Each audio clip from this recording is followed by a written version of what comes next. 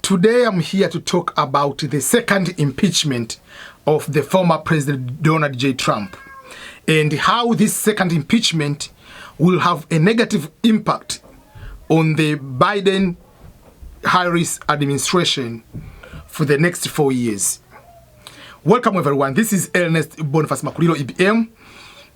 Yes, most of the time my YouTube channel is talking about immigration, and we are talking about the life of immigrants here in America and in other countries.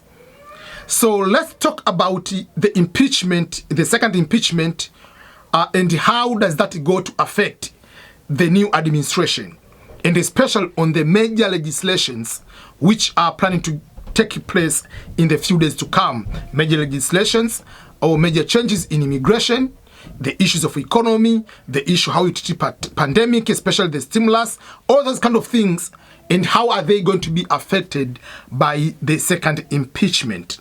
So, number one, I have to give the disclaimer about this video. I'm not a support of Donald Trump. I'm not support of Joe Biden. I'm neither Democrats, I'm no Republican. I'm independent. Whenever I'm registering to vote, I always register as independent, though policies of one person can influence me to vote for one person over the other. So how I voted in 2012, 2016, 2020 changes. I don't care much about who, but what are you going to promise to be able to do, and if you are be able to deliver those kind of things. So, few days before the inauguration, the House of Representatives issued the articles of impeachment. The purpose was to remove President Donald Trump before the inauguration, said he was unfit to continue to work as a president because of the issue which happened in the U.S. Capitol. So that's number one. But what happened is, basing on the schedule of the Senate and the articles of impeachment, everything was starting. It happened, they finished after already Trump left the office. So Trump right now is a private citizen. So, but the impeachment, the process in the House started before while Trump was the president. But these articles didn't go to the Senate until this week. So if the articles went to this week, which already it was after January 20, there is no new president.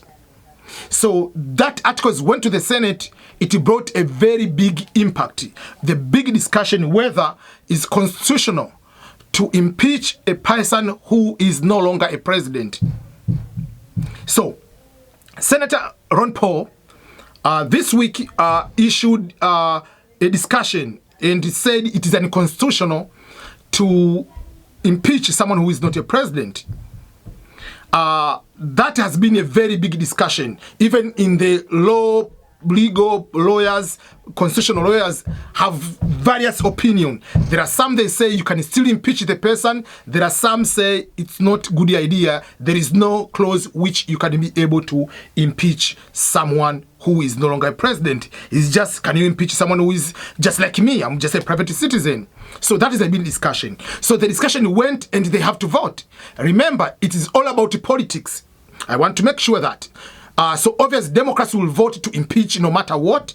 The Republican, their job will be to stop the impeachment. So when they did the vote, whether to continue or not to continue the impeachment in the Senate, remember the composition of the Senate.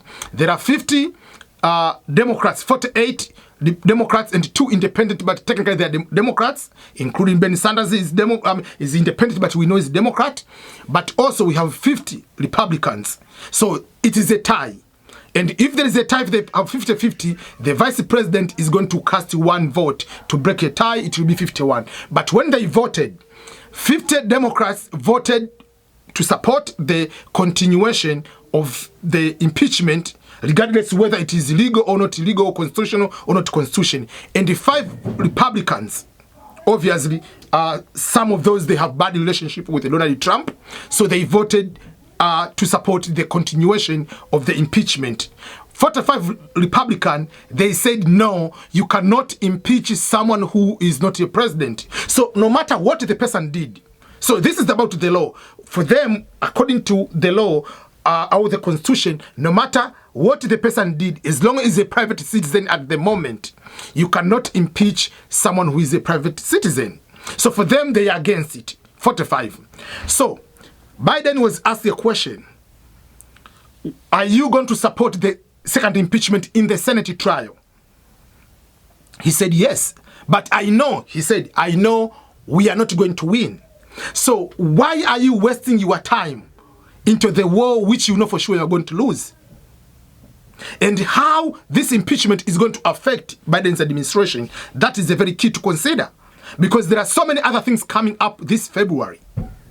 So the Senate trial has been scheduled to start on February 8th. At the same time you are waiting for the trial, there is the issue of budget or modified budget, the issue of 1.9 trillion, the issue of stimulus, and there is the issue of immigration. You want Republican to have a bipartisan, but at the same time, you want to continue the impeachment, which you know for sure you're going to lose. That means he'll be allowed, he'll be walk free again, because in order to impeach a president, you must have 2/3 of the votes of this total number of Senate or senators. Remember, there are 100 senators. In order to be able to impeach, like they say they impeach someone, you must get 67 votes. So the first vote they did was whether to continue or not to continue. So they have 51 votes for yes to continue, 45 votes for Republican, they say no, it is unconstitutional. So if you go to the Senate, the trial, you needed to get 17 votes from Republican to support Democrats to have 67 votes, because there are 50 Republican. Yes, you have already 5 they are supporting you. So you need 12 more. Who will be able to do that? You are not going to get them. So if you cannot get them, that means you are going to lose. And this is what I'm going to read from one constitutional lawyer. He said as follows. I'm reading. The Constitution specifically says the president shall be removed from the office upon impeachment. So apart from the votes when it comes to the matter of the national election, like how Trump left the office or the president died or unfit, so the Constitution specifically says the president shall be removed from the office upon impeachment.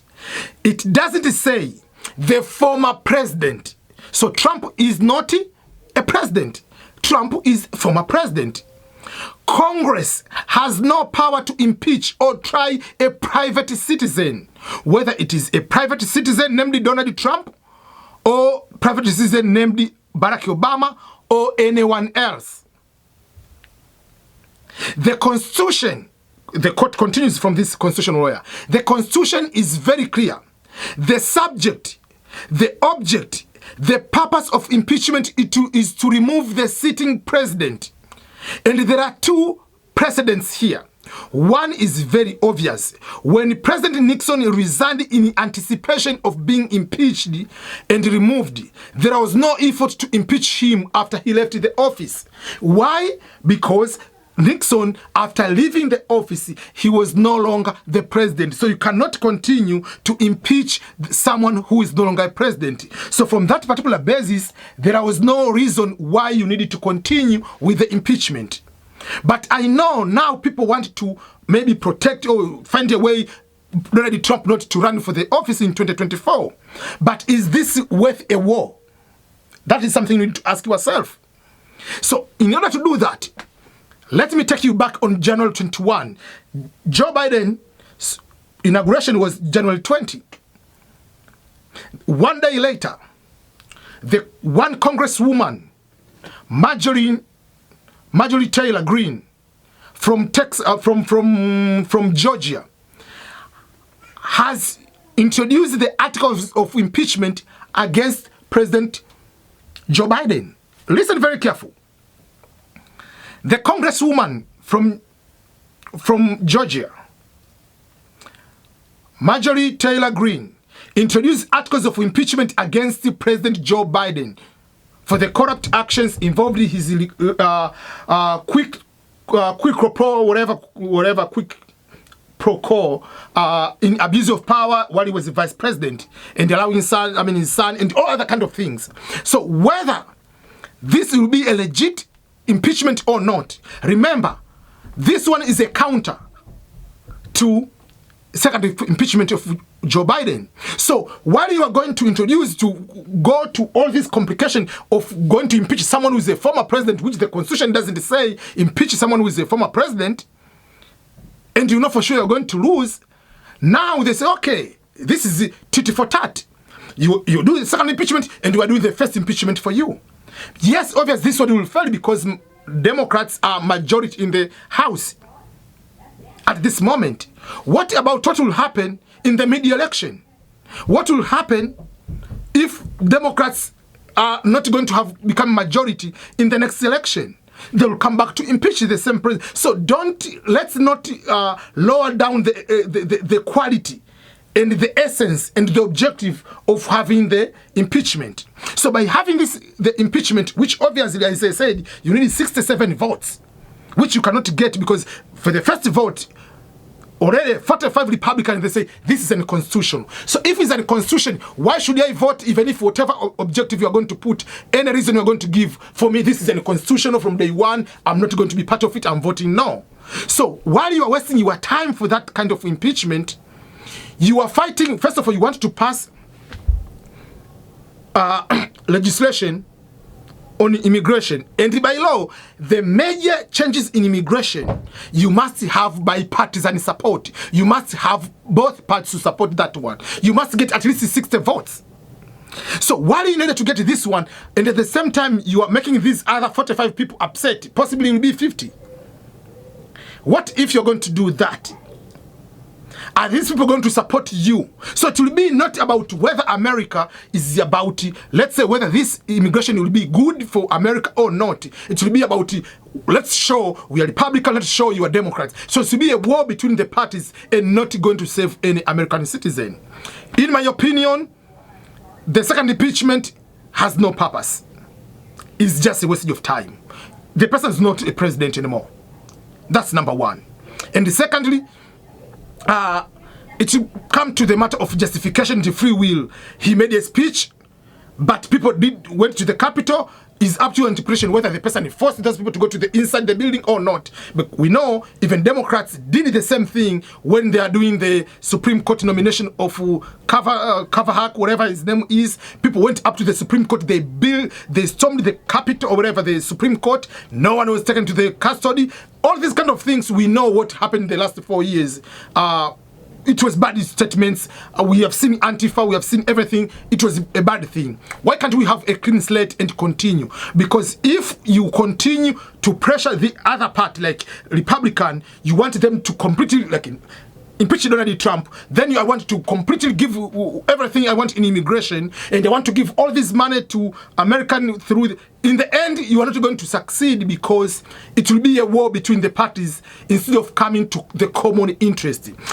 When it comes to the immigration, which is a very major legislation, is that worth it to America? So you have to convince, if Democrats will believe this is very good, convince Republican to see how this one is good for America and also for the humanity and the human rights and all kind of things. But if you say, we are going to continue with every single thing against you, you're a bad guy now, all Republicans are bad guys in the Senate, they'll just wait, and every major legislation comes, they will vote no against you.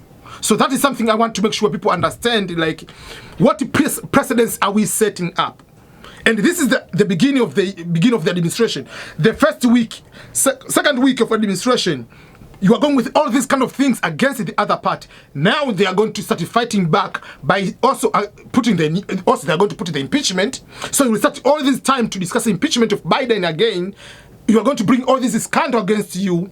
Then instead of going further, you are fighting unnecessary war. So that is my only 2 cents on this matter. So let me end up here, and you can see what can be able to happen. Let's wait for the next week and see what will be able to happen. Thank you so much, everyone. Remember to subscribe to EBM Scholars.